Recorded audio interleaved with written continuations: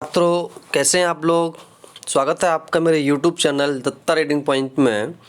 आज हम डिस्कस करेंगे दिल्ली सरकार द्वारा दी गई वर्कशीट नंबर 28, विषय सामाजिक विज्ञान, क्लास 10th, तिथि 14/9/2021। टॉपिक का नाम होगा यूरोप में राष्ट्रवाद का उदय। क्या कारण थे कि यूरोप में राष्ट्रवाद का उदय हुआ। आप देख सकते हैं इस तस्वीर को, किस तरह से क्रांति की ओर आगे बढ़ रहे हैं लोग। तो सबसे पहले हम बात करेंगे यहाँ पर राष्ट्रवाद पर फ्रेडरिक सैरिउ के विचार। 1848 में एक फ्रांसीसी कलाकार फ्रेडरिक सैरिउ ने 4 चित्रों की एक श्रृंखला बनाई थी। उसने क्या 4 चित्र बनाए थे। इनमें उसने सपनों का एक संसार रचा जो उसके शब्दों में जनतांत्रिक यानी कि हम कहें डेमोक्रेटिक या लोकतांत्रिक और सामाजिक गणतंत्रों से मिलकर बना था। उसने एक ऐसा चित्र बनाया। इस श्रृंखला के पहले चित्र में यूरोप और अमेरिका के लोग दिखाए गए।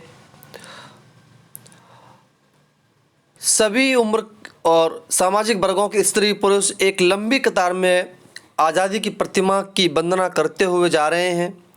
प्रतिमा के एक हाथ में ज्ञानोदय की एक मशाल और दूसरे हाथ में अधिकारों का एक घोषणा पत्र है। प्रतिमा के सामने जमीन पर निरंकुश स्थानों ध्वस्त अवशेष बिखरे हुए हैं। इस तरह का उसने एक चित्र दिखाया कि लोग अपने अधिकार की मांग कर रहे हैं, समानता की मांग कर रहे हैं, स्वतंत्रता की मांग कर रहे हैं। वहीं दूसरी ओर 1789 की फ्रांसीसी क्रांति एवं राष्ट्रवाद की पहली स्पष्ट अभिव्यक्ति 1789 में फ्रांसीसी क्रांति के साथ में हुई। ये क्वेश्चन पूछ लेता है कि फ्रांस क्रांति कब हुई। फ्रांसीसी क्रांति जो राजनीतिक और संवैधानिक बदलाव हुए उनमें से प्रभुसत्ता राजतंत्र से निकलकर फ्रांसीसी नागरिकों के समूह में हस्तांतरित हो गई। यानी कि जो पुरसत्ता थी जो राजतंत्र से निकल करके अब वो क्या हो गई, लोकतंत्र में बदल गई, यानी कि लोगों के पास पहुंच गई। क्रांति की घोषणा अनुसार अब लोगों द्वारा राष्ट्र का गठन होगा और वे ही उसके नियम तय करेंगे। क्या नियम होंगे। 19वीं सदी के दौरान राष्ट्रवाद एक ऐसी ताकत बनकर उभरा जिसमें यूरोप के राजनीतिक और मानसिक जगत में भारी परिवर्तन ला दिए। इन परिवर्तनों से अंततः यूरोप के बहुराष्ट्रीय वंशीय साम्राज्यों के स्थान पर राष्ट्र राज्यों को उदय हुआ। जहां अभी तक जो वंशावत चली आ रही थी वो सब कैसा हो गया, वो सब समाप्त हो गया और राष्ट्र राज्य में न केवल उसके शासकों बल्कि उसके अधिकांश नागरिकों को साझा पहचान का भाव और साझा इतिहास विरासत की भावना उत्पन्न होना स्टार्ट हो गई। अब राष्ट्रवाद के उदय होने के क्या कारण थे।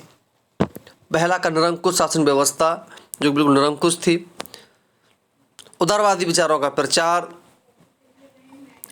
स्वतंत्रता समानता बंधुत्व का नारा दिया गया, शिक्षित मध्य वर्ग की भूमिका ये कार्ड रहे और यूरोप में राष्ट्रवाद का उदय होना स्टार्ट हो गया।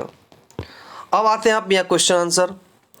1789 की फ्रांसीसी क्रांति राष्ट्रवाद की पहली स्पष्ट अवधारणा थी। आप स्पष्ट कीजिए, आप लिख सकते हैं उसके बारे में कि किस तरह से क्रांति हुई, किस तरह से लोगों के अंदर भावना उत्पन्न हुई, किस तरह से उन्होंने नारे दिए, किस तरह से समानता स्वतंत्रता पर बल दिया गया।